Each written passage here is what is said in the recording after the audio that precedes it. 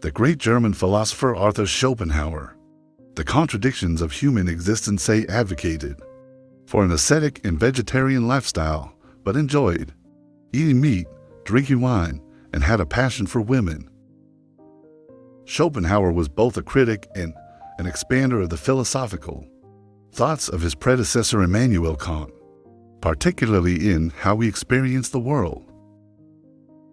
His metaphysical theories form the foundation for works in psychology, aesthetics, ethics, and political science, greatly influencing notable figures such as Friedrich Nietzsche, Wagner, Ludwig Wittgenstein, Sigmund Freud, and Leo Tolstoy. Wisdom paired with eloquence, pessimism intertwined with anxiety, these are the hallmark characteristics of Arthur Schopenhauer, a renowned lone wolf in the realm of German metaphysical philosophy. His works, especially The World as Will and Representation, gained attention during his lifetime, but it was only after his death that his contributions to humanity were truly appreciated. Below are 5 of his super classic sayings. 1. All truth passes through 3 stages. First, it is ridiculed. Second, it is violently opposed. Third, it is accepted as being self-evident. Arthur Schopenhauer's statement, all truth passes through 3 stages. First, it is ridiculed. Second, it is violently opposed. Third, it is accepted as being self-evident. Offers a compelling framework for understanding how new ideas and truths become accepted within society. This process, characterized by initial mockery, intense resistance, and eventual widespread acceptance, highlights the psychological and socio-political dynamics at play when confronting change. In the first stage, new ideas are often met with ridicule. People find these ideas absurd or outlandish because they challenge established norms and beliefs. This reaction is rooted in cognitive dissonance and a natural resistance to change. Humans tend to find comfort in the status quo, and anything that disrupts their current understanding or worldview is initially dismissed as foolish or impossible. As an idea gains more attention and begins to pose a threat to the established order, it encounters more aggressive resistance in the second stage. This opposition can be literal or metaphorical violence involving heated debates, censorship, or suppression. The intensity of this pushback arises because those with vested interests, whether ideological, economic, or political, feel threatened by the new truth. The existing paradigm benefits these groups, and they have much to lose if it is overturned. Over time, as evidence accumulates and the truth proves its validity, it transitions into the third stage, where it is accepted as self-evident. The once controversial idea becomes common knowledge and is often taken for granted. This shift occurs as more people come to understand and recognize the truth, integrating it into the collective consciousness. Historical examples such as the heliocentric model of the solar system, the theory of evolution, and civil rights movements demonstrate this trajectory from ridicule to acceptance. However, it is important to note that this model is not universally applicable. Not all ideas or truths follow this exact path. Some may never gain acceptance, while others might skip stages or follow a different progression.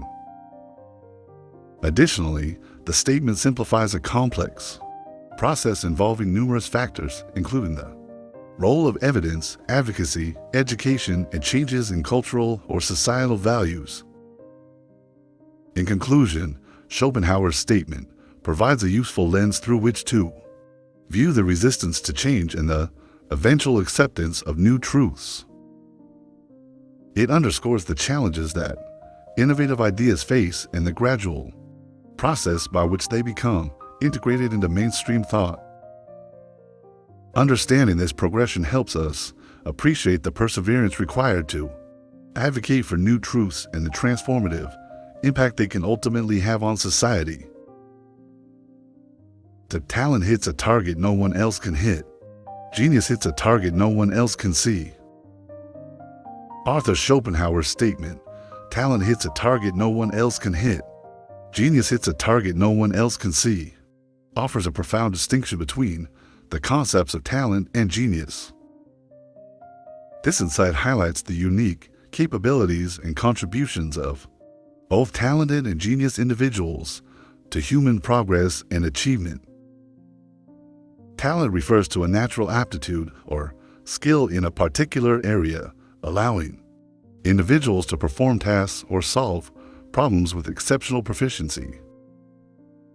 Talented people achieve extraordinary results within the realm of what is already known and understood, mastering existing challenges and perfecting established techniques.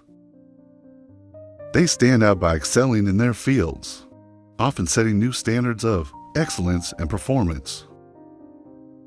For instance, a highly skilled musician performing classical pieces flawlessly or an athlete breaking existing records exemplifies talent through exceptional execution within familiar contexts. In contrast, genius involves creativity, innovation, and the ability to perceive or conceptualize ideas that are entirely new or original. Geniuses think outside conventional boundaries and envision possibilities that others cannot.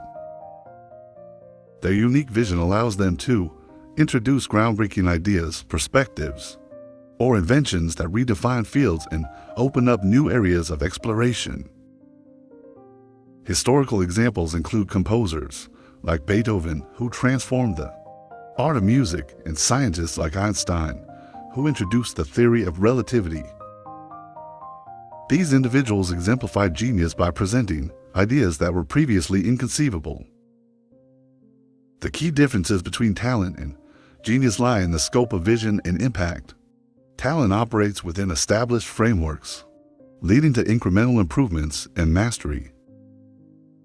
In contrast, genius creates new frameworks or discovers unknown territories, resulting in revolutionary changes and paradigm shifts. While talented individuals often receive recognition and appreciation within their time for their exceptional execution, geniuses might not be immediately recognized or understood as their ideas challenge or redefine the status quo. Despite these differences, both talent and genius are valuable and necessary for human advancement. Talent ensures the excellence and refinement of existing fields, pushing the boundaries of what is possible within known limits. On the other hand, genius drives progress and innovation, revealing previously unimaginable possibilities and setting new targets for talented individuals to master. This interdependence highlights the unique contributions of both talented and genius individuals, with talented people often building upon the foundations laid by geniuses. In conclusion, Schopenhauer's statement underscores the distinction between the extraordinary ability to perform exceptionally, talent, and the exceptional ability to conceive the unprecedented genius. While talent impresses by achieving the seemingly impossible within known limits, genius astonishes by revealing what was previously unimaginable. Together, talent and genius play crucial roles in advancing human knowledge and capability, each contributing uniquely to the continuous evolution of society. 3. The world is my representation. The statement, "the world is my representation," is a profound philosophical assertion central to the ideas of Arthur Schopenhauer. This notion, rooted in subjective idealism, posits that our experience of the world is inherently subjective, filtered through our perceptions and mental constructs. Schopenhauer's perspective, influenced by Immanuel Kant, delves into the nature of reality and our understanding of it. Subjective idealism, the philosophical doctrine. Early in this statement, suggests that reality is mentally constructed. Objects and events exist as they are perceived by a subject, not independently.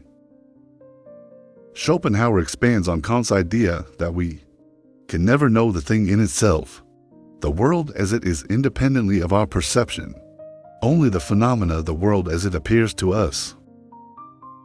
In this framework, representation or Vorstellung in German refers to the way objects and events appear to a subject's mind, implying that the external world is a mental construct formed by our perceptions, sensations, and cognition.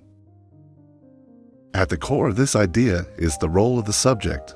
The subject, or the individual perceiving, is central to the formation of the world. Without a perceiving subject, the world as representation would not exist. Our sensory organs and cognitive processes shape our experience of reality, meaning that what we perceive as the external world is a construction of our mind.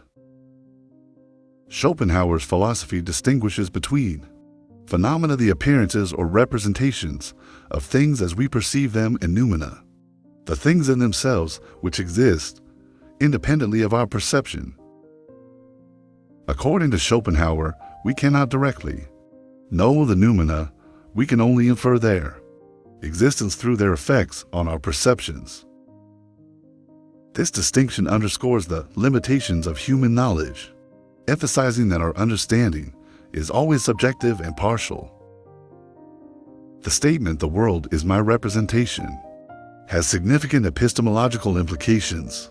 It highlights the limits of human knowledge, as we can only know the world through our representations. Each person's experience of the world is unique, shaped by their own perceptions, interpretations, and mental states. This idea challenges the notion of an objective reality existing independently of our perception, and suggests that reality, as experienced by each individual, is a mental construct. Beyond representation, Schopenhauer introduces the concept of the will as the underlying reality or noumenon. The will is a blind, striving force that manifests in the world of representation. This dual aspect of the world representation, how we perceive it and will its underlying essence, is key to understanding Schopenhauer's metaphysics. In conclusion, the statement, "the world is my representation," encapsulates a profound insight into the nature of human perception and the limits of knowledge. It asserts that reality, as we know it, is a subjective construct shaped by our senses and mind. This perspective emphasizes the centrality of the perceiving subject and highlights the distinction between the world as it appears to us and the world as it is in itself. Schopenhauer's philosophy invites us to reflect on the nature of reality, the limitations of human understanding, and the subjective nature of our experiences, influencing various philosophical movements that explore the construction of reality and the subjective nature of human experience. For compassion is the basis of morality.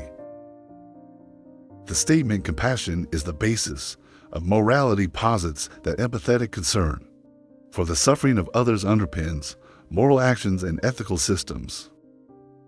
This idea can be explored through philosophical, psychological, and ethical lenses to understand the role of compassion in shaping moral behavior. From a philosophical perspective, various ethical theories align with the notion that compassion is fundamental to morality. In utilitarianism, moral actions are those that promote happiness and reduce suffering, naturally aligning with compassion's focus on alleviating others' pain. Deontological ethics, which emphasize adherence to moral duties, can regard compassion as an intrinsic duty guiding moral behavior. Virtue ethics, emphasizing character and virtues, considers compassion a central virtue, suggesting that a compassionate person will inherently act morally. Historical and religious perspectives also emphasize compassion as a core moral principle. In Buddhist philosophy, compassion karuna guides individuals to act morally by alleviating suffering. Christianity highlights compassion through teachings of loving one's neighbor and the compassionate acts of Jesus. Even Stoicism, with its emphasis on rationality, acknowledges the role of compassion in forming just communities. Psychologically, the empathy-altruism hypothesis posits that empathy leads to altruistic behavior, where individuals act out of concern for others' well-being. Compassion, as empathetic concern, motivates morally sound actions. Theories of moral development, such as those by Piaget and Kohlberg, suggest that empathy and compassion are crucial for developing moral reasoning and ethical behavior. Social and evolutionary psychology further support the role of compassion in morality. Compassion fosters social bonding and cooperation, essential for human survival and flourishing. From an evolutionary standpoint, compassion may have developed as a trait that promotes group survival by encouraging individuals to care for and support one another. Ethically, compassion influences both individual behavior and social policies. Compassionate individuals are more likely to engage in prosocial behaviors, such as helping and showing kindness, which are widely regarded as morally good actions. Social and political policies rooted in compassion, such as welfare programs and human rights protections, aim to reduce suffering and promote well-being, reflecting a moral commitment to compassion. However, the role of compassion in morality is not without criticisms and limitations.